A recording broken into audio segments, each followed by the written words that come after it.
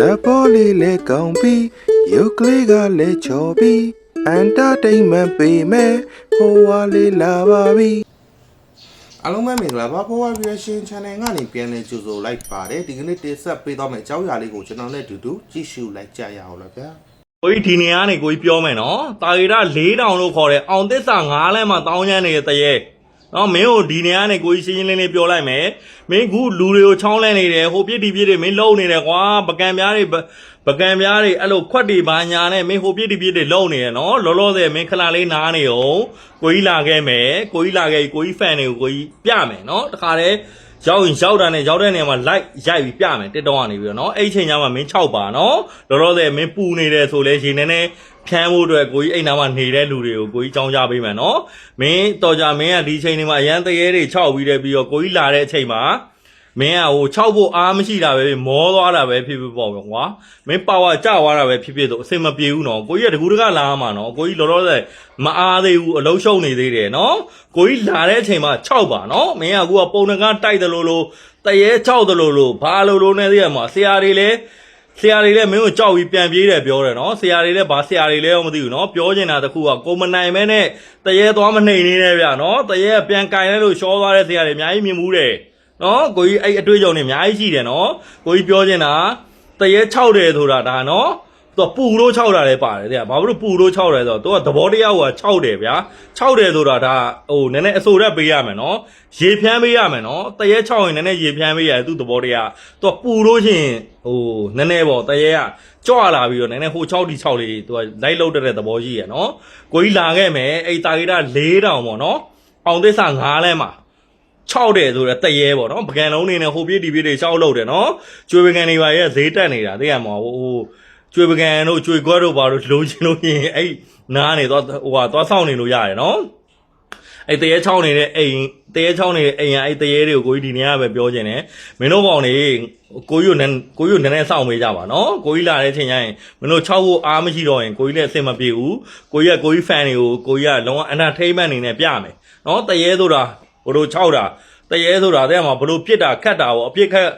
တဲ့မှာတရေအပြစ်ခတ်လေးကိုကိုကြီးကပြမလို့နော်မင်းကပြစ်မယ်ဆိုလည်းကိုကြီးလိုက်ရင်ဒီလိုကျွေပကံတွေကျွေခွက်တွေလောက်နဲ့ပြစ်မနေနဲ့ကွာဗီဒီယိုကြီးပိုင်းနဲ့ပြစ်ကွာနော်ကြီးမားဟာရင်းနဲ့သာပြစ်နော်ကိုကြီးလောလောဆယ်လာဖို့မအားသေးဘူးကိုကြီးလာတဲ့အချိန်ကျရင်6ဖို့အားမွေးတာပါခုလောလောဆယ်နော်မင်း6ရင်းနဲ့အားကုန်သွားရင်တော့ကိုကြီးလာတဲ့အချိန်ကျရင်မင်းမ6ဖို့အားမရှိတော့အဆင်မပြေဘူးနော်ကိုကြီးကတကူတကလာမှာနော်ကိုကြီးမင်းရှိတဲ့နေရာကိုလာဖို့အတွက်ရှင်းပြောရင်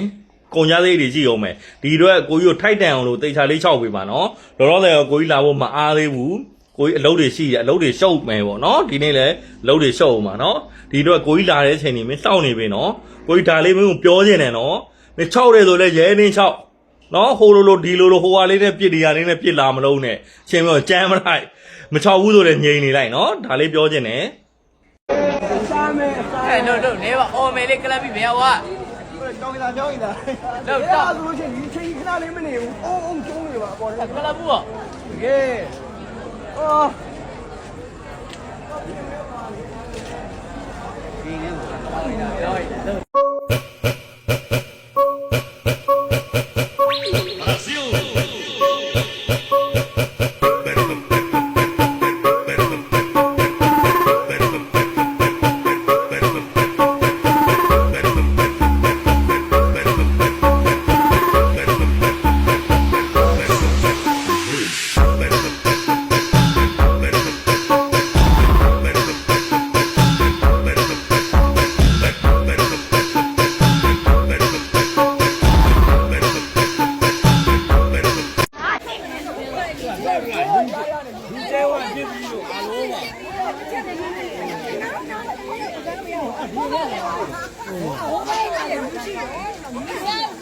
လူကြားကပြစ်တယ်လို့သမီးပြောတယ်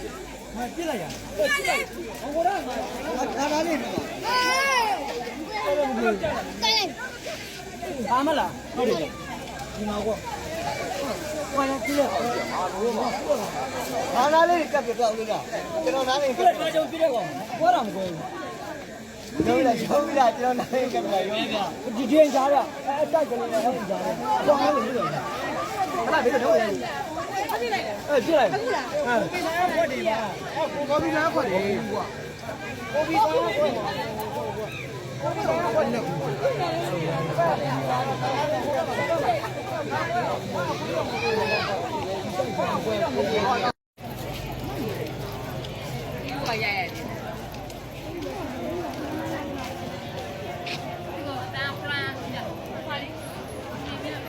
ဒါတက္ကိတရှုကင်းတာ9လမ်းမှာတရေပြစ်တယ်ဆိုရယ်ပကံကြီးနော်တရေတွေပြစ်တာတဲ့ဒီပကံကြီးကအဲ့ပကံလုံးကြီးကြည့်ရတဲ့လူတွေကတော့အများကြီးပဲလာအားပေးကြတာဖြစ်တဲ့အိမ်ကဒီအိမ်နဲ့နော်ဖြစ်တဲ့အိမ်ကဒီအိမ်မှာရှိရပေးတက်ကနဲတာမဟုတ်တက္ကိတရှုကင်းတာတဲ့အောင်တစ္ဆာ9လမ်းထိပ်မှာဒီနားမှာဖြစ်တယ်ပကံလုံးတွေကတော့ဟိုပြစ်ဒီပြစ်နဲ့နော်ဒီနားကဗရောက်ပင်ကြီးကိုစီပင်ကနေခုတ်ပြလိုက်တော့တရေကအဲ့လိုပဲလာနော်ဒီနားမှာရှိရဲ့ဗရောက်ပင်ကြီးခုတ်လိုက်တာလေအဲ့ရဗရောက်ပင်ကြီးခုတ်လိုက်တာခုတ်လိုက်တော့တရေကနေစရာမရှိဘူးတဲ့နေစရာမရှိတော့အိမ်ပေါ်တက်နေကြအမှန်ပေးတတ်တယ်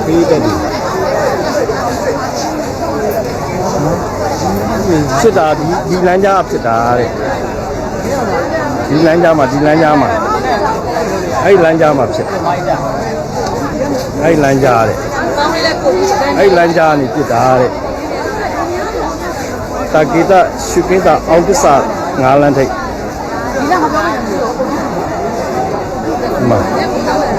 အုတ်ကြီးကိုလည်းပေါက်တာပဲ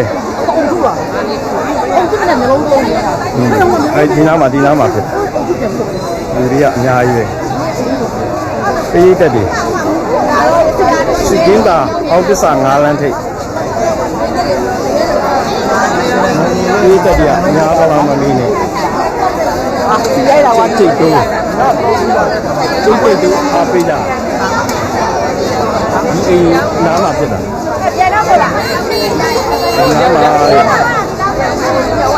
အခုတော့ဆရာကြီးလာနေပြောတာပဲဘာဆရာကြီးလဲတော့မသိဘူးဒီတွေကတိုးလို့ကိုမရဘူးအရမ်းများတရားပွဲတဲ့စီတယ်နော်တရေလာကြည့်ရတဲ့တရားပွဲတော့ဒီတော့မစီဘူး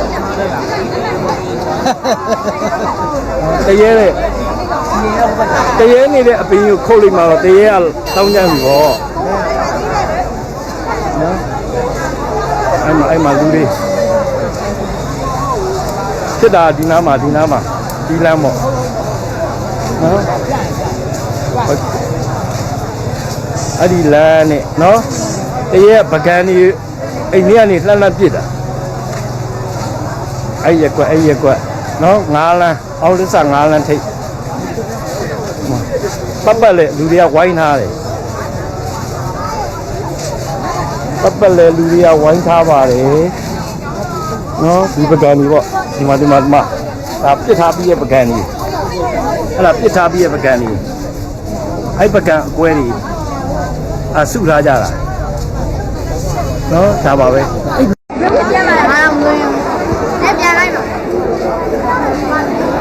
ချက်ပြန်မကြစီကား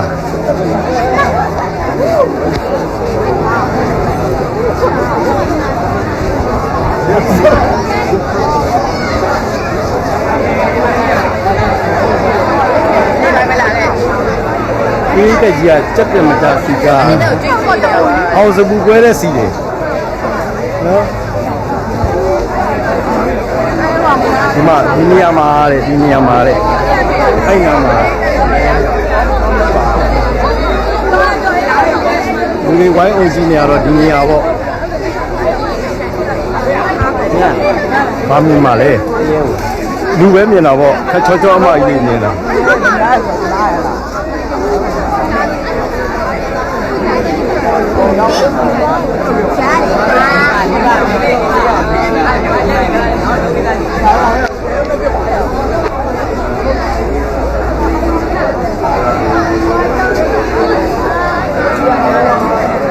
ဒီကြီးကတော့ဖုန်းနေကြတာပဲ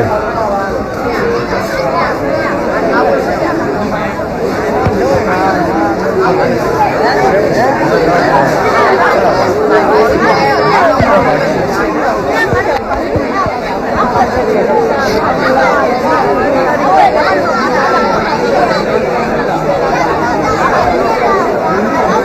ဲ့ကြားထဲမှာ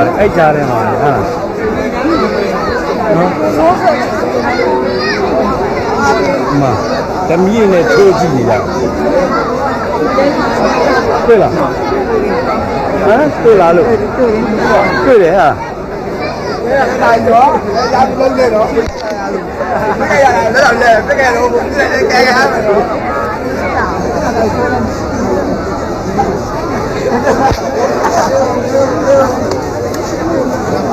တွေ့လားတွေ့ဘူးဟုတ်ပါဒီနာရဲ့ဟောဖြစ်အဲ့လေငါတို့မြင်သွားတော့ဟုတ်ပါဘူးကျွန်တော်တောက်လျှောက်ရိုက်တယ်ရှင်းဟုတ်တော့ဒီရှင်းမှာထိုင်နေတယ်ဘယ်နာမှာလဲဟာလေးလေနားမှာကလေးလေးလိုက်လို့လိုက်တာလိုက်မလိုက်ဝါကတော့ပေါ်ကတော့ပေါ်သွားပြီးတော့လေးကိုတကယ်ပေါ်လာတကယ်ပေါ်သွားတာတကယ်ပေါ်သွားတာဆိုတော့ဟိုရှင်းတက်ရိုက်တာယောက်ျားကြီးအိမ်မရှိဘူးအိမ်မရှိဘူးအဖိုးကြီးပါကြီးပေါ်ရောက်ဖိုးကြီးပါအပလေးတော့ရိုက်နေတာငိုင်းလိုက်နေပါအသားမဲလားဖြူလားအဲ့တော့မသိဘူးငိုးငိုးတော့ထိုင်ငိုးတော့ထိုင်တရေကငိုးတော့ထိုင်နေတယ်ဒီတော့မှ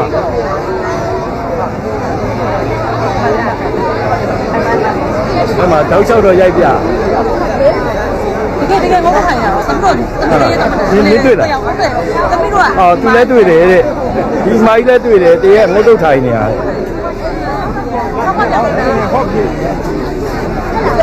ယ်ဒီမိုင်းလည်းတွေ့လားအုပ်လည်းပြင်းနေပြေးတာပဲ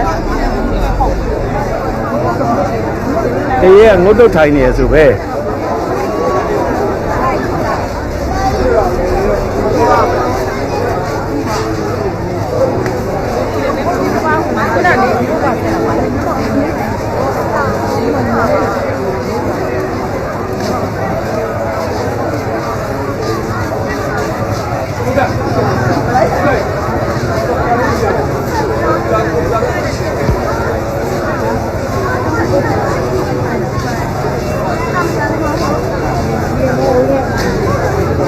ဒီနောက်ကမဟုတ်လားဝေးနေလို့ဘာလဲမပြတ်လေးရခဏပြောပါလေခဏရထားတယ်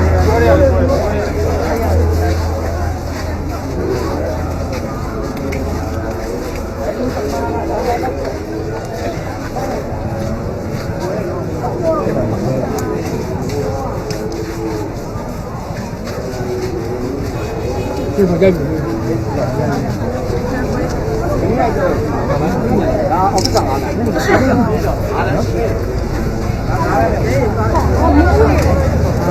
တရေကငုတ်တုတ်ထိုင်နေတရေပြစ်တဲ့ပကံကြီးရဲ့ခုနပြတရေကငုတ်တုတ်ကိုမပြောနေရပဲ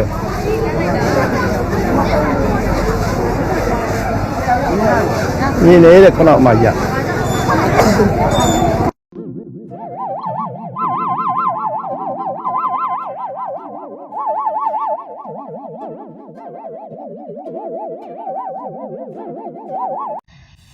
ဆက်ဖြစ်သွားလဲဆိုအဲ့ဒါဖြစ်တာလေလို့ပကြီးကားဘာလို့ဘလူးပကြီးကားကြီးကို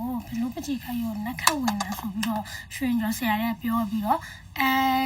နက်ခတ်ဝင်နေတဲ့ဘလူးပကြီးကားကြီးကိုယူရတယ်အနညပဲယူပြီးတော့သူတို့မြစ်ထဲမှာမျောလိုက်တယ်ဘာလို့ပိတ်ဆိုင်နဲ့ပတ်ပြီးယူရတယ်မြစ်ထဲမှာမျောလိုက်တယ်တဲ့ဆိုတော့ဖြစ်တာတွေကသူတို့စုံသွားတော့လည်းပါမယ်ပေါ့နော်ဟိုစားလမ်းပင်ခုတ်လိုက်တော့လမ်းနေလောက်တော့တယ်ပင်နေခုတ်တယ်အဲ့ဒါကလည်းမတောင်းမှန်လို့ပေါ့နော်အဲ့ဒါလည်းပါတယ်ဆိုပြီးတော့ဆရာတွေကပြောသွားတယ်ပထမဆရာတယောက်မျိုးတော့မရဘူးအဲနောက်ဆုံးဆရာကြမှာပဲလို့မျိုးရပါပေါ့နော်အဲ့အိမ်မှာပကြီးကားတွေရှိတယ်အရင်ကကော်ဖီဆိုင်လည်းဖွင့်တယ်ပေါ့နော်အဲ့အိမ်ကအဲ့လိုမျိုးဆိုတော့အကနေတော့သူတို့လူမနေဘူးပကြီးကားတွေပဲရှိတယ်ပေါ့နော်ပကြီးကားတွေပဲရှိတဲ့အချိန်မှာဟိုစားဘလို့နဲ့ဘလူးဆွဲထားတဲ့ပကြီးကားတွေဘလူးကအဲ့လိုမျိုးစားနက်ခတ်ဝင်တာပေါ့နော်နက်ခတ်ဝင်ပြီးတော့အဲ့လိုမျိုးဖြစ်လာတဲ့ပကံနေပါလေနဲ့ပေါက်တယ်ဆိုတော့ပကံဆိုလူမနေတဲ့အိမ်ရပကံနေပေါ့နော်အပကံနေကအဲ့လိုမျိုးအဲ့ဒါနဲ့ပေါက်တာပေါ့နော်ဟိုလာကြည့်လူလည်းအများပဲမောက်ကြည့်တော့လည်းအဲ့လိုမျိုးလမ်းပေါ်မှာ အဲ့ဒါကြီးအများကြီးပဲချေးထားဟိုပေါက်ထားတဲ့ဟာတွေပေါ့နော်ပေါက်ထားတဲ့ပကံကွဲစားတွေတွေးခဲ့တယ်ပေါ့နော်အဲ့လိုမျိုးညာအဲ့လိုမျိုးလဲပေါက်တယ်လားမပေါက်တယ်လားတော့ညီမမသိဘူးဒါပေမဲ့ဟိုအဲ့လိုမျိုးပချီကားကြီးရတော့ယူသွားတဲ့ခါမှာတော့ငြိမ်သွားတယ်ပေါ့ကွယ်မရှိတော့ဘူးအဲ့တော့တေချာတော့ပချီကားတွေကနေပြီးတော့ဖြစ်ပချီကားတွေဖြစ်ဖို့များတယ်ပေါ့အဲ့လိုမျိုးတို့တွေပြောချတယ်မသိတာတော့အဲ့လောက်ပဲပေါ့ကိုလည်းနေရတော့မဟုတ်ဘူးဒါပေမဲ့တကူကတော့ကြည့်ရလမ်းတော့ကိုလည်းတော်တော်လေးတော့လှမ်းတယ်ဒါပေမဲ့စိတ်ဝင်စားလို့ဆိုတော့လည်းမျိုးသွားကြည့်ရတာခါမှလည်းမကြုံဘူးဖြစ်တာတော့19ရက်နေ့ညကဖြစ်တာဆိုတော့အခုတော့မဖြစ်တော့လိုင်းမှာတင်လို့တရေကောက်လိုက်ကြီးတွေ့တယ်လို့ဘာလို့တော့မဟုတ်ဘူးကောက်လိုက်ကြီးတွေ့စရာတရေလည်းမရှိပါဘူးဒီမှာအဲ့လိုမျိုးတစိတ်ကိုတအိတ်လို့ပြီးတော့ပြောနေကြတာပေါ့အမှန်တကယ်တော့စားဆုံးကတော့ပကြီးကပကြီးကားတဲ့မျိုးစားနှက်ခတ်ဝင်သွားတာပေါ့နော်ညီမငယ်ကြည့်တဲ့တွေးကားလို့ပေါ့နော်အဲ့လိုမျိုးပါပဲပေါ်တော့ကတိုက်တဲ့ညာကားကြည့်ဘူးလေလို့ဆိုတော့သိမှာပေါ့အဲ့လိုမျိုးနဲ့နည်းနည်းစင်တူရပေါ့နော်အဲ့ဒါပါပဲကျန်တာတော့ဘာမှမဟုတ်ပါဘူးတချို့ယုံတဲ့လူလည်းမယုံတဲ့လူလည်းရှိရပါညီမလည်းစားမယုံတော့အဲ့ဒီမျိုးတော့ကြည့်ရပါ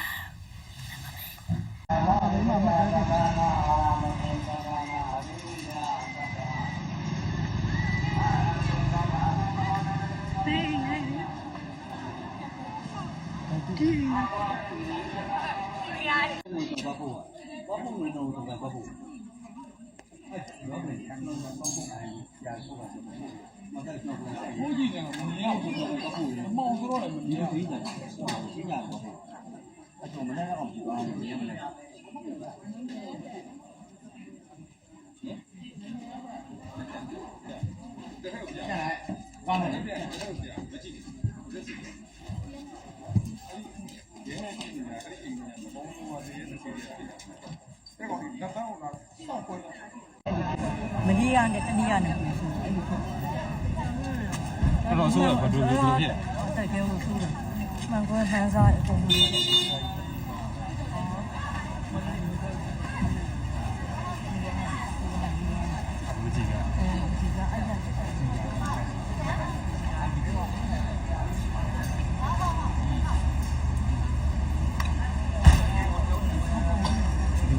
ပိတ်ထားတယ်ဆိုတော့တောင်းတော့ပုံမျိုး你那个废柴不知道废柴，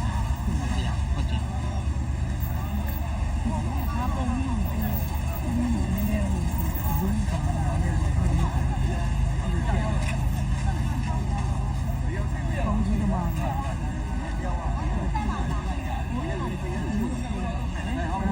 ပထမဆရာနဲ့လုပ်တာမရဘူး။ဒီလိုရပါစက်ဆက်လိုက်တဲ့နိုင်ကိုနေချင်းမှာ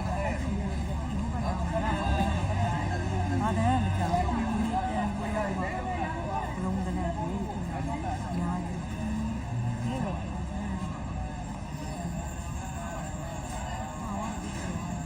အဲ့ဒီက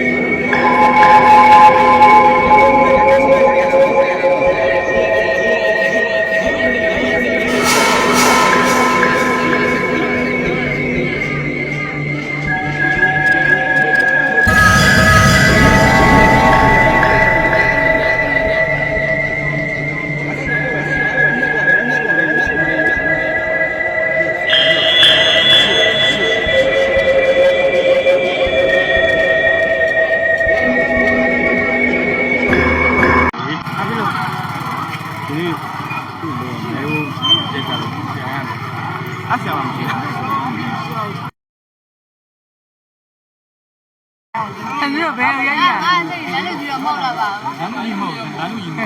ဘူးလို့ရနေတော့ကိုတကယ်လူကြီးများကြီးဟိုမှာအောင်တဲ့ဆိုင်ကိုဟုတ်လားမဟုတ်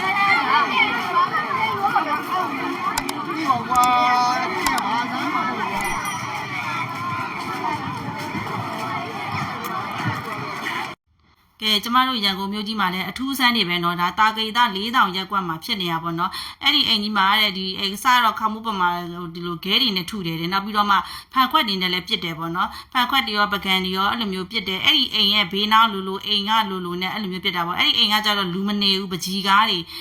ထားတဲ့အိမ်ပေါ့เนาะတချို့ပြောတာကျတော့အဲ့အိမ်ကပိုင်ရှင်ကပဲဒီလိုတရေမွေးထားတယ်လို့တချို့ကျလည်းပုံနကတိုက်နေလည်းအဲ့လိုဖြစ်တတ်တယ်ပေါ့เนาะတချို့ကျတော့လည်းဒီလိုဗာလူမနေတဲ့အိမ်ဆိုတော့ပိုင်ရှင်တွေကိုယ်တိုင်ကိုကအဲ့လိုတရေမွေးထားတာမျိုးပေါ့နော်အဲ့ဒါကျွေးမွေးထားတာမျိုးလည်းဖြစ်နိုင်တယ်ပေါ့နော်အဲ့လိုအမျိုးမျိုးတွေပြောနေကြတာဒါအခုတာဂီတာနော်ရန်ကုန်မြို့တာဂီတာ4000ရက်ကွက်မှာတဲ့နေကင်းလည်းပြစ်တယ်တဲ့ညလည်းပြစ်တယ်တဲ့အမှပြစ်လိုက်တဲ့ဒီဖန်ခွဲစတွေဆိုရင်လည်းအများကြီးပဲပေါ့နော်အဲ့လိုမျိုးပြစ်နေကြဆိုဒါလေးမှာရက်ကွက်နေပြည်သူတွေကအဲ့လိုမျိုးလေးအထူးဆန်းဖြစ်ပြီးတော့ပါသွားကြည့်ကြတာပေါ့နော်ရဲတွေလည်းခေါ်ထားတယ်ပေါ့နော်ဒါရဲတွေလည်းခေါ်တယ်မှာဥရဲကြီးလည်းရှိတယ်အဲ့မှာသူတို့အကုန်အစုံပေါ့နော်ထူးထူးဆန်းဆန်းဖြစ်နေကြတာပေါ့နော်ဘာကိစ္စကြောင့်လဲဘာကြောင့်လဲအဖေကတော့ခုထိမထွက်သေးပါဘူးရှင်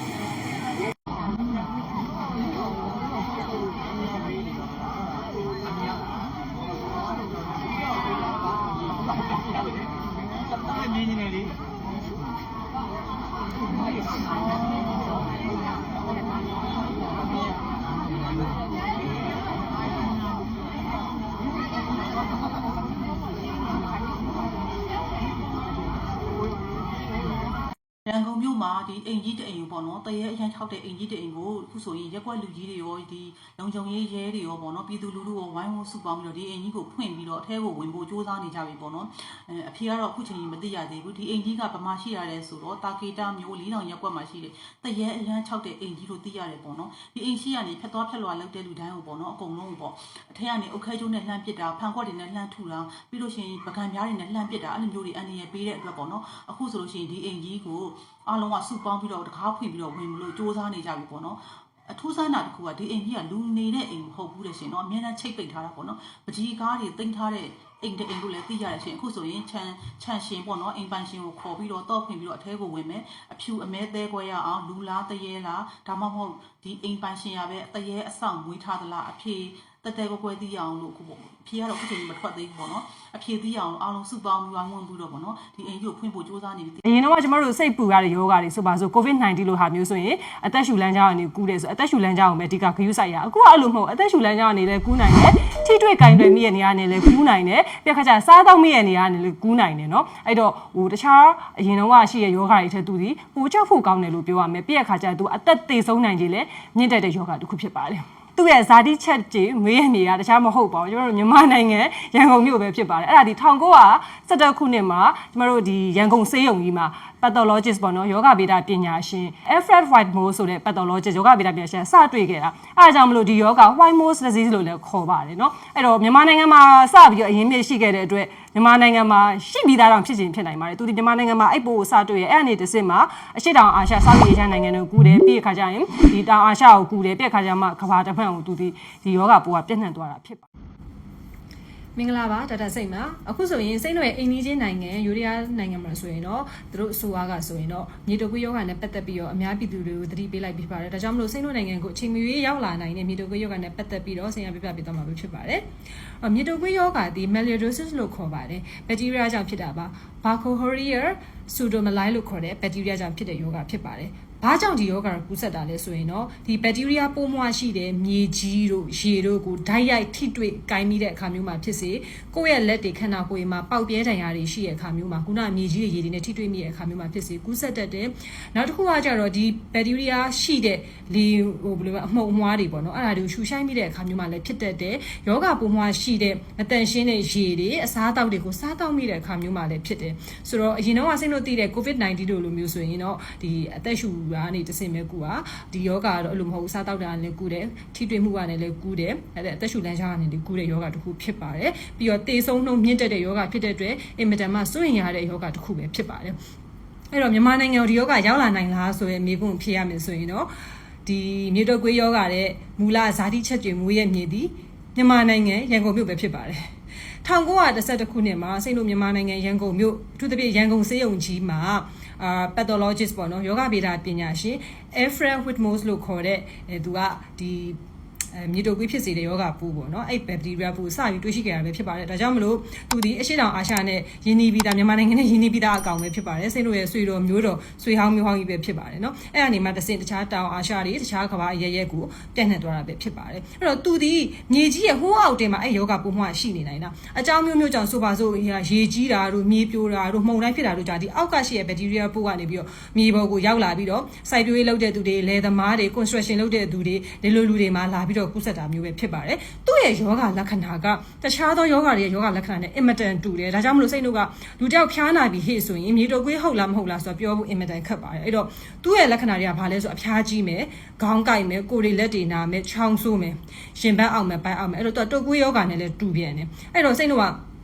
ဆုတ်တက်မှန်ရင်ဘတ်တက်မှန်ရိုက်ကြည့်လိုက်တဲ့အခါကျရင်အဆုတ်မှာတွေ့ရတဲ့တွေ့ရှိချက်တွေဒီ TB အဆုတ် TB မှာတွေ့ရတာနဲ့သူကတူတယ်အဲ့တော့စိတ်တို့က TB နဲ့လည်းမှားနိုင်တယ်နောက်တစ်ခုကသူကအနာတွေဖြစ်တယ်အနာတွေဖြစ်တယ်ချို့ကြပြည်တယ်နာတွေအလုံးတိတ်တွေပါဖြစ်တတ်တယ်အဲ့တော့ပြည်တယ်နာတွေလည်းဖြစ်တယ်အဲ့ပြည်တယ်နာကအရေပြားမှဒီမကောက်ခန္ဓာကိုယ်အတွင်းပိုင်းအသေးတို့ကြောက်ကက်တို့ဘေလုံးလို့ပေါ့အဲ့လိုနေရာတွေမှာလည်းဖြစ်တယ်နောက်ဒူးတို့အယိုးတို့ဒူးစစ်တို့အယိုးတို့မှာလည်းဖြစ်တယ်ဘယ်အထိသွားနိုင်လဲဆိုအုံနောက်ထိဒီပြည်တယ်နာတွေကဖြစ်နိုင်တာကြောင့်မလို့အင်မတန်မှကြောက်ဖို့ကောင်းတဲ့ယောဂတွေဖြစ်ပါတယ်အဲ့တော့အုံနောက်ထိရောက်သွားတာဖြစ်တဲ့သူ့ယောဂလက္ခဏာတွေကစိတ်ကူးနာပြောတဲ့တုပ်ကွေးယောဂလက္ခဏာတွေအပြင်ချောင်းဆိုးတာတွေအပြင်ဘာတွေဖြစ်လာနိုင်လဲအုံနောက်ထိပါရောက်မယ်ဆိုရင်တော့လူကခရောင်ကတန်းတွေเนาะအဲ့လိုမျိုးတွေဖြစ်လာနိုင်တယ်တက်တာတွေဘာတွေအထိပါဖြစ်လာနိုင်ပါတယ်အဲ့ဒါကြောင့်လူတယောက်ကဖျားပြီးနာပြီးဟေ့ဆိုရင်တုပ်ကွေးလား TB လားဒီမြေ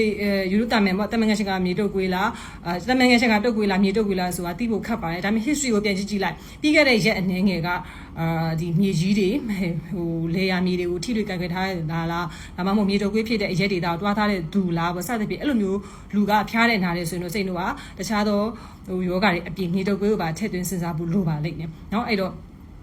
ဒီယောဂကနောက်တစ်ခုကသွေးစိတ်တက်တယ်သွေးထဲကိုဒီဘက်တီးရီးယားပိုးကရောက်ပြီဆိုရင်ဆက်ပီစီမီယာလို့ခေါ်တဲ့သွေးစိတ်တက်တာမျိုးတွေထိပါဖြစ်လာနိုင်ပါတယ်သူကထိတွေ့ပြီးတော့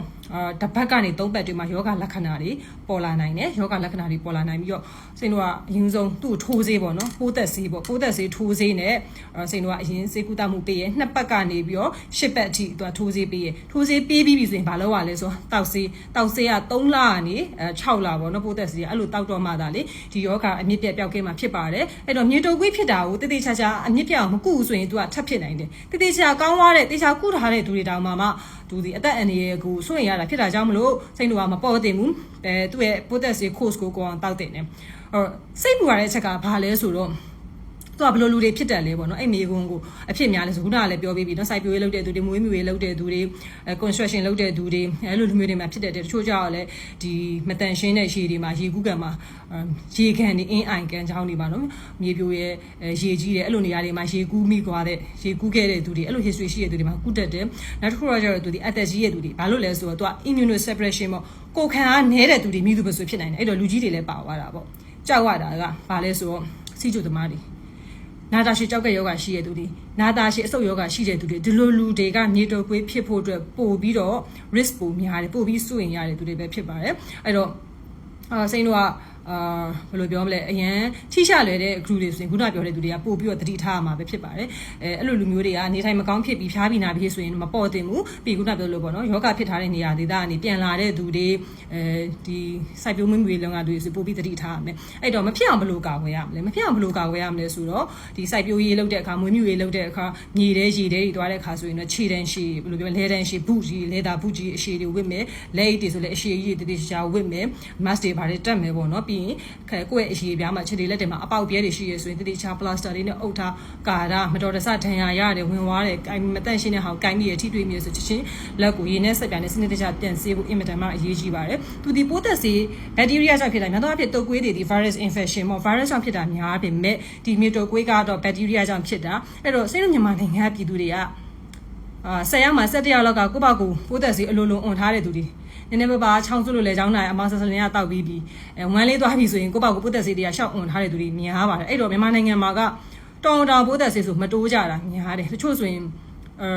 ပိုးသက်ဆေးအမြင့်စားကြီးတွေပါကိုယ့်သဘောနဲ့ကိုယ်တောက်ထားတာမျိုးတွေစိတ်တွေ့ရတယ်ကြားရတယ်အဲ့တော့ဘာဖြစ်လဲဆိုတော့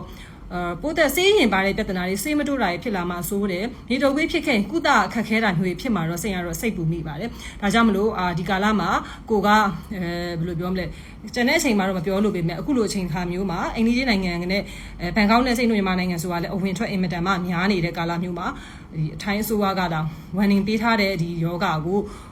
ုဖြစ်အဲ့ကာလဖြစ်တာမလို့မြန်မာနိုင်ငံမှာအခုချိန်ဖျားပြီးနာပြီးအထူးသဖြင့်ကျေးလက်ဒေတာတွေစိုက်ပျိုးမှုမျိုးတွေလုပ်တဲ့သူတွေဖျားပြီးနာပြီးဟေးဆိုရင်ကိုယ့်ဘာပါရာစီတမောတောက်ပြီးနေတာမျိုးမဟုတ်ဘဲနဲ့စေုံစေကန်သွားဆရာဝန်တွေနဲ့တိုင်ပြီးမြေတုပ်ကွေးဟုတ်လားမဟုတ်ဘူးလားဆိုတာတေချာစစ်ဆေးပါဒါကို exclude လုပ်ပါကိုကဒီ construction လုပ်တဲ့သူတွေလည်းသတိထားမှာပေါ့နော် engineer တွေဆောက်လုပ်ရေးလုပ်ငန်းဝင်မှာလုပ်တဲ့အလုပ်သမားတွေဒါအားလုံးသတိထားဖို့အရေးကြီးပါတယ်အဲ့တော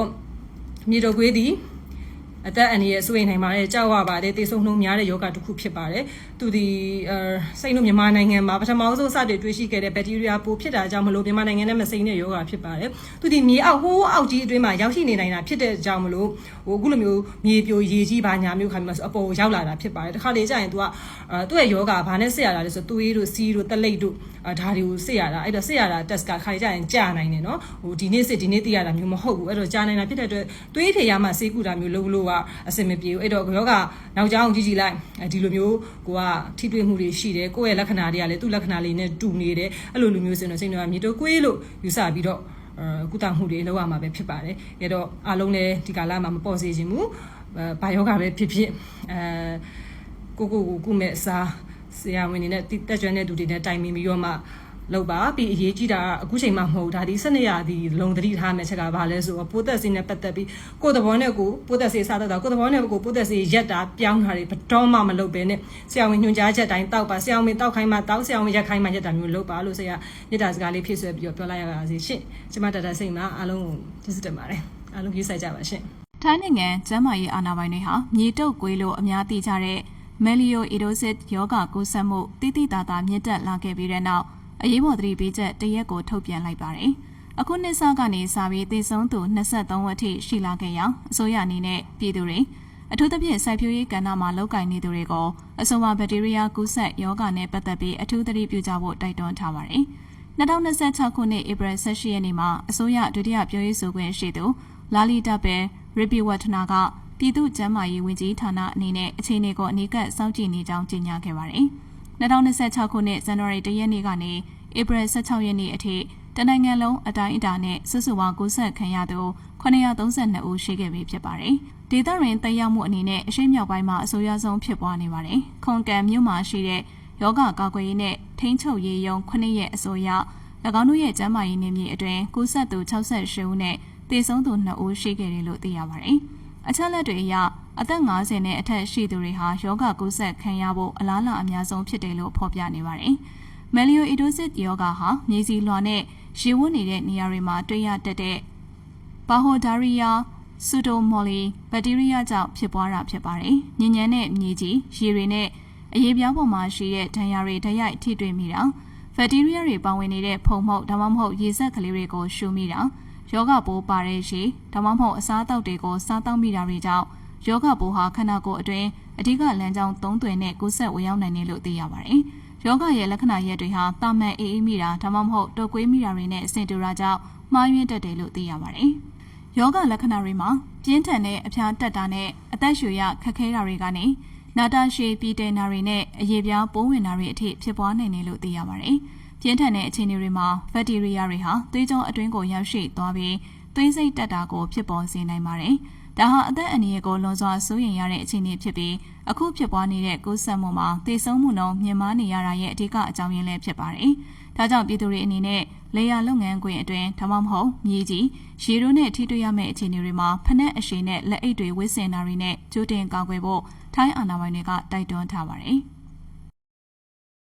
ဒီတရင်လေးကိုစိတ်ဝင်စားနေကြပြီမလားဟုတ်ပါတယ်သူကတကယ်ကိုသေဆုံးနှုန်းမြင့်မားတယ်ပေါ့နော်ဘယ်လောက်တောင်သေဆုံးနှုန်းမြင့်မားလဲဆိုလို့ရှိရင်90%ထိသေဆုံးနှုန်းမြင့်မားပါတယ်သူကဘာကြောင့်ဖြစ်တာလဲကာကွယ်ဆေးတွေမပေါ်သေးဘူးလားဆိုတော့ကာကွယ်ဆေးမပေါ်ပါဘူးဘာကြောင့်ဖြစ်တယ်လဲဆိုလို့ရှိရင်ဘက်တီးရီးယားမြေဆီလွှာနဲ့မတန့်ရှင်းတဲ့ရေတွေမှာပေါက်ဖွားတဲ့ဘက်တီးရီးယားပိုးတစ်မျိုးကြောင့်ဖြစ်တာပါသူ့ရဲ့ရောဂါကိုတော့ melioidosis လို့ခေါ်ပါတယ်ရှင်ဟုတ်ပါတယ်သူ့ကိုကျမတို့ကကာကွယ်ဆေးမရှိဘူးဆိုပေမဲ့ကုသလို့ရသလားဆိုတော့ကုသလို့ရတယ်စောစောစစ်စစ်ကုသလို့ရတယ်ပေါ့နော်အဲ့ဒါဆိုလို့ရှိရင်အသက်သေဆုံးနိုင်သည်ထိမဖြစ်ပါဘူးအသေးစိတ်ကိုနောက်ထပ်အပိုင်းနှစ်မှာဆက်ပြီးတော့ပြပြပြသွားပါမယ်အခုလက်တလောထိုင်းနိုင်ငံမှာဖြစ်ပွားနေတဲ့မြေကြီးကတဆင့်ကူးဆက်တဲ့ထူးဆန်းတဲ့ယောဂနဲ့ပတ်သက်ပြီးတော့လူတွေတော်တော်ထိတ်လန့်နေကြပါတယ်ဒီယောဂနာမည်က melioidosis လို့ခေါ်ပြီးတော့မြန်မာလိုဆိုလို့ရှိရင်တော့မြေတုပ်ကွေးလို့ခေါ်ဆိုလို့ရပါတယ်ဒီယောဂကူးဆက်ခံရပြီဆိုလို့ရှိရင်သေဆုံးနိုင်ခြေက90%ထိမြင့်မားတာဖြစ်တဲ့အတွက်ကြောင့်မလို့အခုချိန်မှာထိုင်းနိုင်ငံမှာကူးဆက်ခံရသူတွေနဲ့သေဆုံးသူတွေပါဇက်တိုက်ရှိလာတာပါဒါကြောင့်မလို့ဒီဗီဒီယိုထဲမှာဆိုလို့ရှိရင်တော့ melioidosisဒီမြေတုပ်ကွေးယောဂနဲ့ပတ်သက်ပြီးတော့ကျွန်တော်တို့ဘာတွေသိထားလို့ရမလဲဘယ်လိုကူးဆက်တာလဲဒီယောဂကနေပြီးတော့ဘယ်လိုကာကွယ်ကြမလဲစတဲ့ကျွန်တော်လေ့လာထားမိသမျှကိုကျွန်တော်ရဲ့မိတ်ဆွေတို့အတွက်ပြပြတင်ဆက်ပေးသွားမှာဖြစ်ပါတယ်ခင်ဗျမိတ်ဆွေတို့အားလုံးအတွက်ကျွန်တော်ဆန်းအောင်ပဲဖြစ်ပါတယ်အဲ့တော့အခုပဲဗီဒီယိုလေးကိုစလိုက်ကြအောင်ပါပထမဆုံးအနေနဲ့ကတော့အခုလက်တလောထိုင်းနိုင်ငံမှာဖြစ်ပွားနေတဲ့မြေတုပ်ကွေး melioidosis ကဆိုလို့ရှိရင်ဒီ2026ခုနှစ်တလပိုင်း1ရက်နေ့ကနေစပြီးတော့ပြီးခဲ့တဲ့ဧပြီလ16ရက်နေ့အထိစစ်တမ်းတွေအရကူးစက်ခံရသူဦးရေက932ဦးထိရှိပြီးတော့သေဆုံးသူအရေအတွက်ဟာဆိုလို့ရှိရင်တော့23ဦးထိရှိလာတယ်ဆိုပြီးတော့လဲဆရာဝန်တွေဘက်ကနေထုတ်ပြန်ထားပါတယ်အဲ့တော့လက်တလောချင်းဒီမှာထိုင်းနိုင်ငံဘက်ကနေပြီးတော့ဒီမြေတုပ်ကွေးနဲ့ပတ်သက်ပြီးတော့အထူးသတိထားဖို့အတွက် awareness တွေကိုလည်းထုတ်ပြန်နေတာဖြစ်ပါတယ်ဗျအဲ့တော့လက်တလုံးမှာထိုင်းနိုင်ငံမှာကူးစက်နေတာကထိုင်းနိုင်ငံခွန်ကန်မြို့မှာရှိတဲ့လူဦးရေ68ဦးလောက်ထိကူးစက်ထားတာဖြစ်ပြီးတော့ဒီမြို့ကနေပြီးတော့ပဲ2ဦးထိဆုံးပါကွယ်လွန်ထားတယ်ဆိုပြီးတော့သိရှိရတာပါအဓိကဒီယောဂကိုကူးစက်ပြီးတော့အဖြစ်များနေတာကလေယာတောင်ယာလောက်ကင်တဲ့သူတွေရေလုပ်ငန်းလောက်ကင်တဲ့သူတွေအထူးကူးစက်နေတယ်ဆိုပြီးတော့လည်းသိရှိရပါတယ်ဒီမှာစစ်တမ်းတွေအရဆိုလို့ရှိရင်တော့အသက်50နှစ်အရွယ်အထက်တွေကဒီယောဂကိုကူးစက်ခံစားရနိုင်ခြေများပြီးတော့ဆုံးပါကွယ်လွန်နိုင်ခြေမြင့်မားတယ်ဆိုပြီးတော့လည်းသူတို့ရဲ့စစ်တမ်းတွေမှာဖော်ပြထားတာကိုလည်းတွေ့ရှိရပါတယ်ဒါကတော့လက်တလောအခြေအနေမှာထိုင်းနိုင်ငံမှာဖြစ်ပွားနေတဲ့အခြေအနေတစ်ခုပေါ့နော်အဲ့တော့ဒီ melioidosis ဆိုတဲ့မြေတုပ်ကွေးယောဂကအခုချိန်မှာထိုင်းနိုင်ငံမှာဖြစ်နေပေမဲ့လို့သူ့ရဲ့သမိုင်းကြောင်းကမ္ဘာကြီးပေါ်မှာစတင်ပြီးတော့တွေ့ရှိခဲ့တာက1912ခုနှစ်ကျွန်တော်တို့မြန်မာနိုင်ငံရန်ကုန်မြို့မှာပဲဖြစ်ပြီးတော့အင်္ဂလိပ်လူမျိုးယောဂဗေဒပညာရှင်ဒေါက်တာ Alfred Whitmore ကနေပြီးတော့လမ်းဘေးမှာဘိန်းဆွဲနေတဲ့သူတွေရှိကနေဒီယောဂကိုစတင်တွေ့ရှိခဲ့တယ်ဆိုပြီးတော့လေမှတ်တမ်းမှတ်ရာတွေကသိရှိရပါတယ်ဗျအဲ့တော့သူကဒီယောဂကိုစသချင်းမှာဆိုလို့ရှိရင်တော့ Glendas လို့ခေါ်တဲ့မြင်းတွေမှာဖြစ်များတဲ့ယောဂပုံစံမျိုးပေါ့နော်ဒီယောဂနဲ့မှားယွင်းပြီးတော့ကောက်နှုတ်ချက်ချမိခဲ့ပါတယ်ဒါပေမဲ့သူတေချာစစ်ဆေးကြည့်တဲ့အခါမှာဆိုလို့ရှိရင်တော့ဒီယောဂမှာဖြစ်ပွားနေတဲ့ virus ကလူတွေအတွက်တီးတန့်ဖြစ်တည်လာတဲ့ virus တစ်မျိုးဆိုပြီးတော့စတင်တွေ့ရှိခဲ့ပါတယ်ဒါကြောင့်မို့လို့လဲကမ္ဘာတစ်ဝန်းမှာဆိုလို့ရှိရင်တော့ဒေါက်တာ Alfred Whitmore ရဲ့နာမည်ကိုအစွဲပြုပြီးတော့ melioidosis ဆိုတာထက်တနည်းအားဖြင့်ကျွန်တော်တို့ Whitmore disease ဆိုပြီးတော့လဲခေါ်ဆိုကြတာမျိုးရှိပါတယ်ဗျအဲ့တော့ဒီ melioidosis ဒီမြေတုပ်ကွေးယောဂကဘယ်လောက်ထိကြောက်ဖို့ကောင်းလဲဆိုတာက story တစ်ပုဒ်တောင်မှရှိနေပါတယ်ဗျဒီဖြစ်စဉ်ကတော့ကျွန်တော်တို့ Vietnam နဲ့ American တွေစစ်ပစ်ကြတဲ့ခါမှာ American စစ်သားတွေက Vietnam မြေပေါ်ကိုလာပြီးတော့စစ်တိုက်ရတယ်လေရှုပ်နုံထဲတွေမှာဖျက်ဆီးသွားလာရင်းနဲ့တိုက်ပွဲဝင်ခဲ့ကြတဲ့ American တပ်သားချို့ကဒီယောဂကိုကူးစက်ခဲ့ကြပါတယ်ဒါပေမဲ့ဒီယောဂကသူတို့ဒီလိုမျိုးဆက်ကူးစက်ပြီးချင်းမှာပဲယောဂလက္ခဏာကိုခံစားရတာမျိုးမဟုတ်ဘဲနဲ့ American ကိုပြန်ရောက်ပြီးစစ်အပြီးနှစ်20-30ကာလကြာပြီးတော့သူတို့ရဲ့ခန္ဓာကိုယ်မှာကိုယ်ခံအားကျဆင်းတဲ့အချိန်ကြတော့မှဒီယောဂကလက္ခဏာစပြပြီးတော့ရုတ်တရက်ဆိုလို့သေဆုံးကွယ်လွန်ကြတဲ့သူတွေအများကြီးရှိခဲ့တာလည်းဖြစ်ပါတယ်အဲ့တော့ ဒီဖြစ်စဉ်ကသူတို့အတွက်တော်တော်လေးကိုကြောက်ဖို့ကောင်းခဲ့တာဖြစ်ပြီးတော့ဆရာဝန်ကဒီယောဂနဲ့ပတ်သက်ပြီးတော့ဒီယောဂဆိုတာကချိန်ကြာကြီးကျွန်တော်တို့ရဲ့ခန္ဓာကိုယ်ထဲမှာပုံးခွဲပြီးတော့ပုံးရှိုးနေနိုင်တဲ့အတန်တိတ်လူသက်သမားယောဂဆိုပြီးတော့ပါကောင်းနှုတ်ချက်ချထားတာမျိုးတွေရှိပါတယ်ဗျဒါဆိုလို့ရှိရင်ဒီယောဂဘယ်လိုကူးစက်တယ်လဲဆိုတာကကျွန်တော်တို့မြေကြီးထဲမှာရှိနေတဲ့ Bacteria pseudomonas ဆိုတဲ့ဘက်တီးရီးယားလေးတွေကနေတဆင့်ကူးစက်တာလည်းဖြစ်ပါတယ်ဟုတ်ကဲ့ပါအားလုံးပဲမြင်တွေ့ခဲ့တဲ့အတိုင်းပဲဒီကနေ့ကျွန်တော်တင်ဆက်ပေးသွားတဲ့အကြောင်းအရာလေးပေါ်မှာဘယ်လိုများထင်မြင်မိကြတယ်လဲဆိုတော့ကိုလည်း comment မှာဝင်ရောက်ပြီးတော့လွတ်လပ်စွာရေးသားနိုင်ပါတယ်ခင်ဗျာဒီနေ့ဗီဒီယိုလေးကတော့ဒီလောက်ပါပဲအားလုံးပဲနှုတ်ဆက်ပါတယ်အားလုံးပဲတရားချမ်းမြေ့သောဒီလေးတစ်နေ့ပိုင်ဆိုင်ကြပါစေခင်ဗျာ